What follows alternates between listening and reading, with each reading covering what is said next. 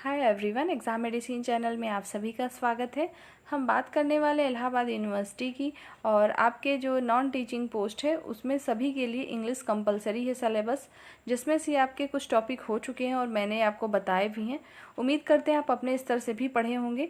One word substitution की ये second class है। इसके पहले मैंने आपको वन वर्ड्स इंपॉर्टेंट दिए थे जो कि प्रीवियस ईयर में पूछे गए थे। मैंने आपको बताया था कि घटना चक्र आती है एसएससी की, उसमें से भी मैंने कुछ कलेक्शन किए थे। और जो है लुसेंट की बुक है उसमें भी आप देख सकते हैं। कोई भी आपके पास बुक हो जो कि प्रीवियस ईयर क्वेश्चन हो उसमें, उससे आप सॉल्व करिए। पेपर चाहे कोई भी हो, चाहे आप केवीएस के एग्ज़ाम का ले लीजिए जिसमें जेएसए का एग्ज़ाम होता है, या तो एफसीआई का होता है उसमें से ले लीजिए, या एसएससी 10+2 सीजीएल, कहीं से भी अगर वन वर्ड्स या जो भी टॉपिक आपके सिलेबस में मेंशन है वो है तो लास्ट टाइम में अभी जब एग्ज़ाम है आपका तो आपको वही पढ़ना है। ज़्यादा से ज़्यादा पढ़ने की कोशिश मत करिए, कम पढ़िए ताकि उसमें से आपका काम भी हो जाए। तो रिपीटेड होते हैं कुछ हमारे वन वर्ड्स और एंटोनिम्स, सिनोनिम्स, ये सभी रिपीट होते रहते हैं, तो उसी को हमें लास्ट टाइम में पढ़ना है। ठीक है, तो आइए देखते हैं कि आज क्या इंपॉर्टेंट है वन वर्ड्स में। एक बात और कि वन वर्ड्स की आपको ये दूसरी क्लास है लेकिन रेगुलर क्लास नहीं आ पा रही है, इस वजह से आपको वन वर्ड्स के डेली मिल जाएंगे क्लासेस इंग्लिश के जो भी आपके टॉपिक है, लेकिन बहुत लॉन्ग वीडियो नहीं रहेगी, उसमें आप पढ़ लीजिएगा और उसकी पीडीएफ भी टेलीग्राम पे शेयर की जाएगी। ठीक है, तो आइए देखिए कौन कौन से इंपॉर्टेंट है, सबको देखते चलिएगा। आपको पता है यहाँ से आपकी वर्ड मीनिंग भी तैयार हो रही है क्योंकि वर्ड मीनिंग भी आपके एग्जाम में रखा गया है और सिनोनिम्स, तो यहाँ से भी हमने इसमें हिंदी इसलिए लिखा है उसकी मीनिंग कि अगर वर्ड मीनिंग आए, शब्द अर्थ आ गया इंग्लिश वाली, तो आप यहाँ से अच्छे से कर सकते हैं और हमें शब्दों की नॉलेज भी हो जाएगी। ऐसे अभ्यर्थी जिनकी थोड़ी वीक है या जो नहीं पढ़े हैं अभी, तो उनके लिए भी आसानी से समझ में आने वाला है। तो आइए देखिए सबसे फर्स्ट क्वेश्चन। सबसे पहला दिया हुआ है अ हेटर ऑफ वुमेन, मतलब जो महिला जाति से या महिलाओं या स्त्रियों से जो घृणा करे उसे क्या कहते हैं, तो उसे कहते हैं मिसोगाइनिस्ट, मतलब नारी द्वेषी। ऐसे व्यक्ति जो कि महिला या महिला जाति से, स्त्री जाति से घृणा करते हैं, नापसंद करते हैं कुल मिला के, तो उन्हें कहते हैं नारी द्वेषी, और इंग्लिश में बोलना जाएगा तो इसको कहेंगे मिसोगाइनिस्ट। ठीक है, देखिए गायनी वर्ड जहाँ पर लगा हो वो फीमेल से संबंधित होता है। आप अगर जानते होंगे तो जैसे गायनोलॉजिस्ट होते हैं, गायनी होती है, ये सभी वर्ड जैसे हॉस्पिटल में जाते हैं ना तो गायनी में जो है तो स्त्री रोग विशेषज्ञ होती हैं वहाँ पर, तो गायनो वर्ड जहाँ पर भी जुड़ा मिले तो ये इतना आप हिंट समझ लीजिएगा कि कोई ना कोई चीज़ें जो भी हैं ये फीमेल से रिलेट करते हुए ही वर्ड होंगे। आपको उसका मतलब नहीं पता होगा लेकिन क्वेश्चन जब सॉल्व करेंगे तो आपको एक तरीका मिलेगा कि हम यहाँ से समझ पाएँ। ठीक है, आइए अगले पॉइंट पे आइए, दूसरा देखिएगा। एन असेंबली ऑफ वर्शिपर्स, क्या बोलते हैं इसको, तो इसको कहते हैं कांग्रेगेशन। मतलब क्या होता है, धार्मिक सभा, मतलब ऐसा सम्मेलन, ऐसी सभा जहाँ पर जो है धार्मिक पूजा पाठ हो रही हो, ऐसे लोग जहाँ पर शामिल होते हैं असेंबली में, उसको क्या एक शब्द में बोलेंगे तो उसको कहते हैं कांग्रेगेशन। ठीक है, आइए नेक्स्ट देखिएगा। नेक्स्ट है a short story based on your personal experience. ऐसी स्टोरी को क्या कहेंगे जो कि शॉर्ट हो और वो बेस्ड हो आपके अपने अनुभव पर, मतलब कुछ ऐसे लेखक होते हैं जो कि अपने अनुभव पर एक शॉर्ट स्टोरी लिखते हैं अपने एक्सपीरियंस, अपने अनुभव के अनुसार, तो उसे क्या कहते हैं, तो उसे कहते हैं एनकेडोट, मतलब लघु कथा, हिंदी में अगर कहें तो लघु कथा उसे कहेंगे। नेक्स्ट देखेंगे, अगला दिया हुआ है, नेक्स्ट देखते हैं। नेक्स्ट आपका दिया हुआ है a former student of a school, college और यूनिवर्सिटी। ध्यान दीजिएगा ये फॉर्मर लिखा है FORMER, फार्मर नहीं लिखा हुआ है। अगर यहाँ पर स्पेलिंग हो जाती FARMER तो वो किसान की बात हो रही है, लेकिन इसका मतलब होता है पूर्व से, मतलब है पहले से। तो कुल मिला के सेंटेंस का मतलब क्या क्या कहना चाह रहा है कि a former student of a school, college of university, ऐसे मतलब स्टूडेंट, ऐसे छात्र को आप क्या कहेंगे जो कि किसी कॉलेज यूनिवर्सिटी में पहले कभी मतलब रहे थे या पढ़ रहे थे, तो उसको क्या कहते हैं, तो उसको हम कहते हैं एलिमेनस, मतलब भूतपूर्व छात्र। ठीक है, आगे देखते हैं। A building in which aircraft are housed, मतलब जो एयरक्राफ्ट होती है उसको जो है, जो विमान होती है उसको कहाँ पर रखते हैं, उस बिल्डिंग को क्या कहते हैं पूछा जा रहा है, तो हैंगर कहेंगे।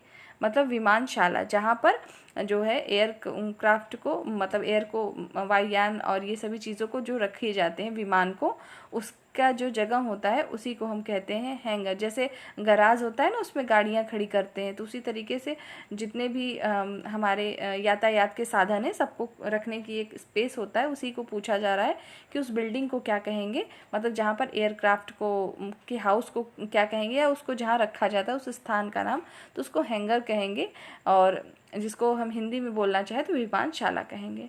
समझ में आ रही होगी आपको। सभी इंपॉर्टेंट है अपने आप में, सभी रिपीटेड है। आइए अगला देख लीजिएगा। अ पर्सन हु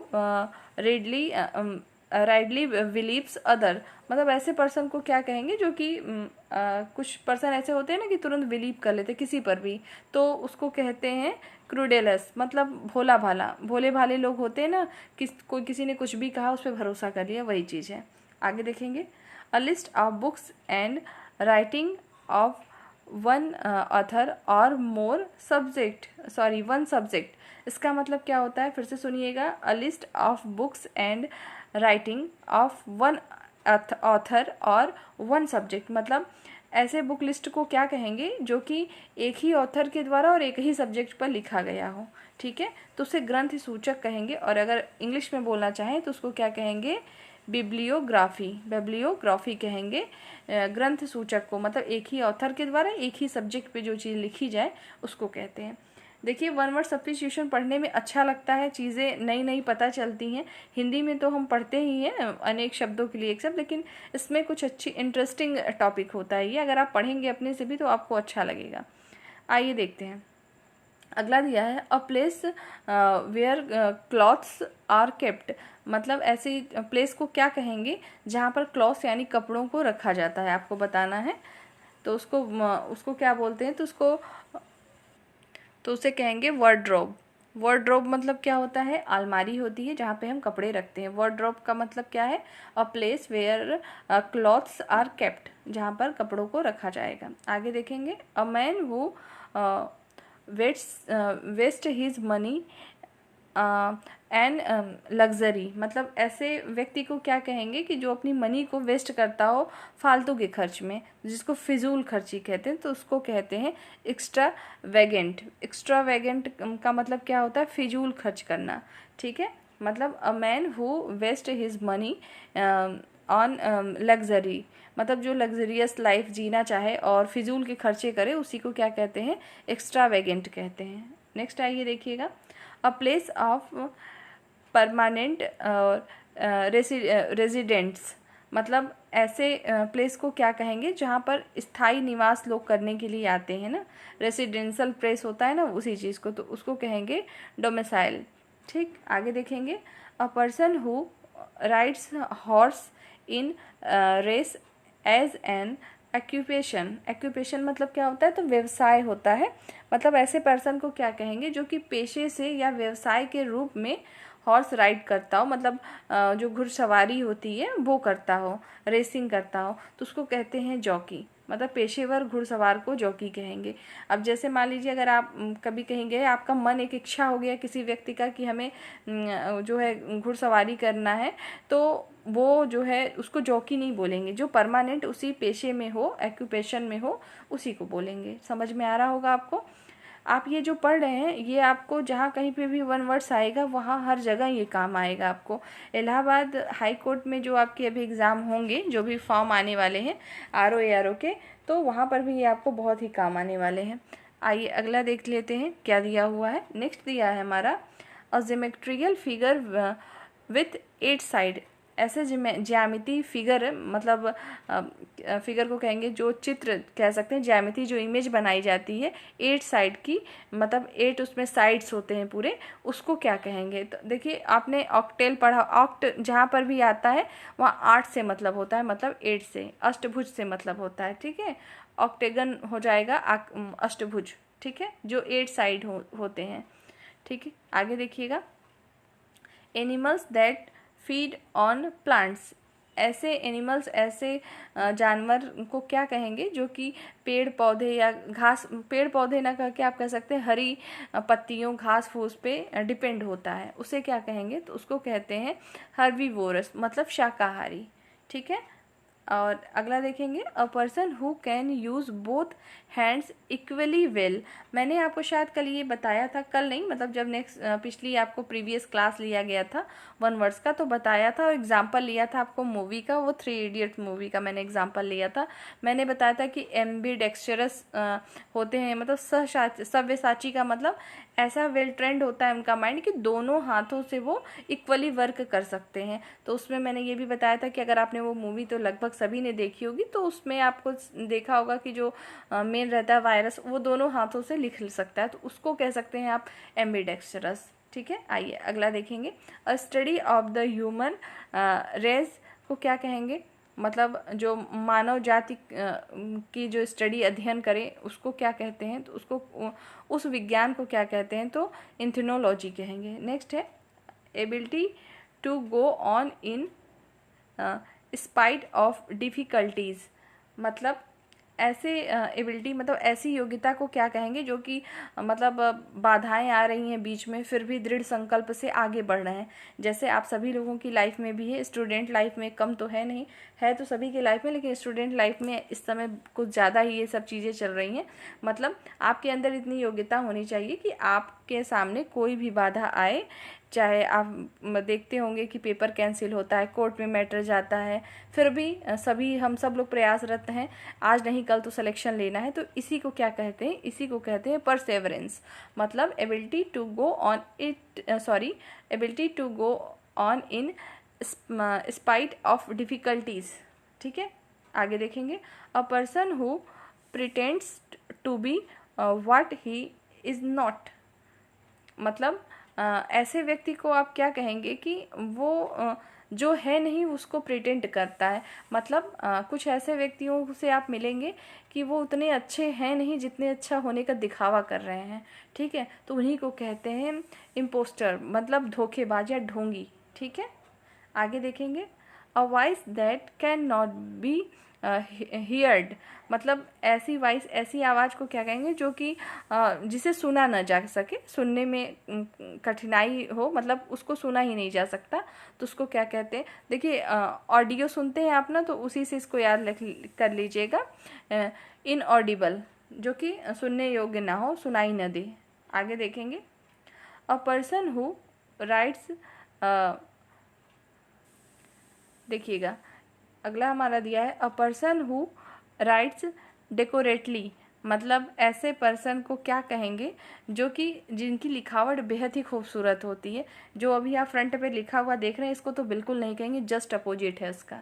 ठीक है, मतलब आप देखे होंगे किसी की हैंड राइटिंग इतनी अच्छी होती है कि आप देख, खास तौर से उन पर ज़्यादा इफेक्ट आता है जब इंटरमीडिएट और ग्रेजुएशन की कॉपियाँ जो चेक होती हैं, कहीं पर भी राइटिंग का बहुत बड़ा इफ़ेक्ट होता है कि जिनकी सुंदर होती है, राइटिंग अच्छी देखने में होती है, उस पर एक्स्ट्रा नंबर होते हैं। ये मैटर बाद में करता है कि अंदर लिखा क्या गया है। ठीक है, कुछ लोगों की राइटिंग वाकई में शुरू से अच्छी होती है, कुछ की गिफ्टेड होती है, ऐसा लगता है कि जैसा टाइपिंग के थ्रू लिखा गया है। ठीक है, तो बहुत ही अच्छी होती है, उसी को हम क्या कहते हैं, तो सुलेख कहते हैं। कुल मिला के इसका मतलब क्या हुआ, a person who writes decoratively, decorate का मतलब होता है ना सजाना, तो उसको उसी से मतलब है कि जो कि आप लोग जब क्लास में पढ़ते रहे होंगे, छोटे क्लासों में, छोटे स्टैंडर्ड में, तो आपको एक सुलेख बोला जाता था स्कूलों में पहले, अब तो है तो वहाँ पे क्या होता था, लिखवाया जाता था ना कि सुलेख आप लिखिए, कि अच्छा लिखने के लिए सुंदर लेख,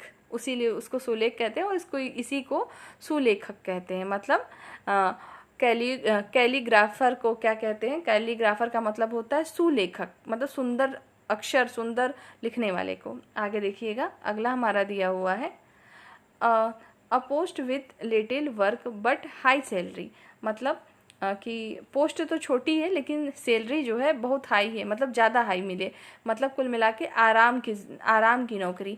ऐसे में अगर एक वर्ड कहना चाहें तो क्या कह सकते हैं, वही चीज़ पूछी जा रही है कि एक ऐसी नौकरी, आरामदेह नौकरी को क्या कहेंगे जिसमें आपको सैलरी अच्छी मिले और काम आपको कम करना पड़े, तो उसको कहते हैं सिंसियोर। देखेंगे ये लिखा हुआ है, मतलब आराम की नौकरी।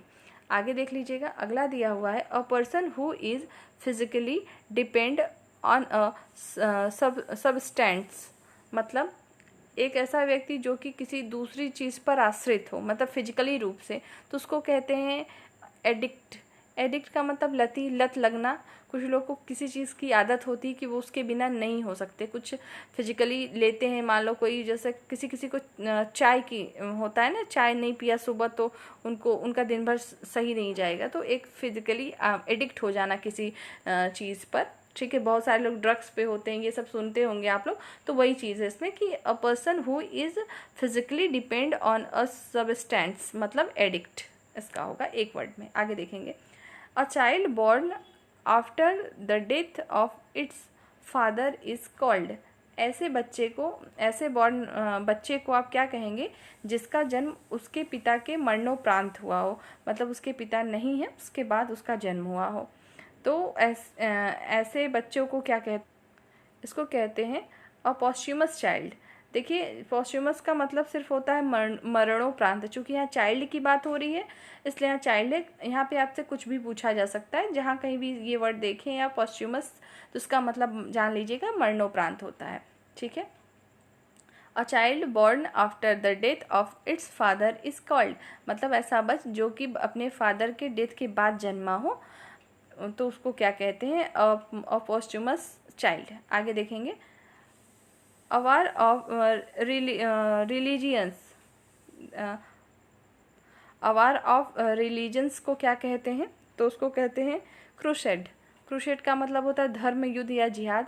धर्म के लिए लड़ाई करते हैं जो लोग, या जिहाद के लिए। ठीक है, रिलीजियस मतलब वही धर्म से संबंधित है, तो वही अवार ऑफ रिलीजियस का मतलब क्या था, धर्म युद्ध या जिहाद, मतलब क्रूसेड। नेक्स्ट देखिएगा, अगला दिया हुआ है, amount of money demanded by kidnappers, मतलब ऐसे अमाउंट को क्या कहते हैं जो कि किडनैपर्स द्वारा मांगे जाते हैं। मतलब किसी को अक्सर मूवी में और हर जगह देखते हैं ना कि किसी को किडनैप कर लिया, फिर उसके बदले फिरौती जो मांगते हैं, पैसे जो मांगते हैं, फिरौती जिसको कहेंगे, उसको क्या कहेंगे, तो उसको रैंसम कहते हैं। ठीक है, तो जितने वर्ड्स आज मैंने आपको बताए सभी इंपॉर्टेंट है, इसको रिवीजन में लाइएगा, एक दो बार पढ़िएगा, अच्छे से याद होगा। समझ के पढ़ेंगे तो कोई कठिन चीज़ है ही नहीं कि ना याद हो, तो याद हो जाएंगी आपको, और ये हमेशा आपको काम आने वाली हैं। तो उसको रिवीजन कर लीजिएगा, पीडीएफ आपको शेयर कर देंगे हम टेलीग्राम पर, वहाँ से इसको और अच्छे से कर लीजिएगा।